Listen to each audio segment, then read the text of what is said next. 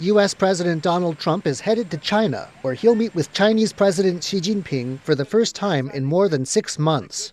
A lot has changed in that time, especially the start of a U.S.-Israeli war with Iran that's led to major global fuel shortages.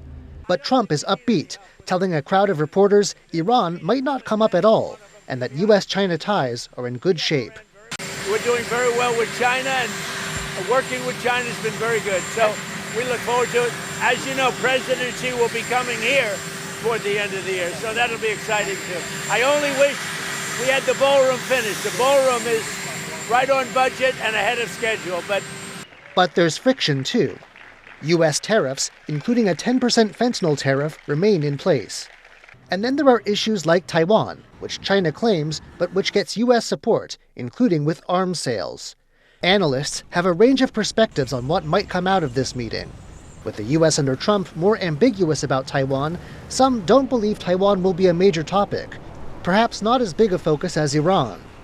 I expect the Chinese will bring it up, try to see if they can, get the president to agree to something. I'd be very surprised, though, if we see something significant come out of this summit on Taiwan, including the arms sale.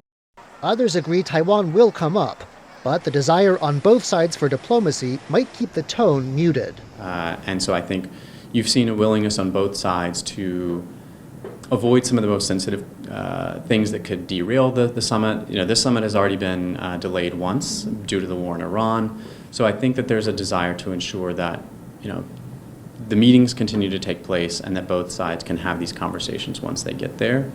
Some analysts in China expect to focus on repairing the U.S.-China trade relationship instead, with the potential for big Chinese orders of U.S. products like aircraft. I think very much we're likely to see this kind of a big deal. President Trump wants to promote American products, and I think to him it's already a big win. I would expect a fairly large purchase order from China in this case, based on which President Trump can really boast about his achievement. It is achievement.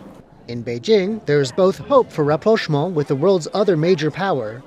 因为最近也有看到世界局势比较动荡，中美作为两个大国的话，美国总统来访华肯定是一件比较大的事情，肯定也是希望建立长久的中美和平这样子的祈愿去发展。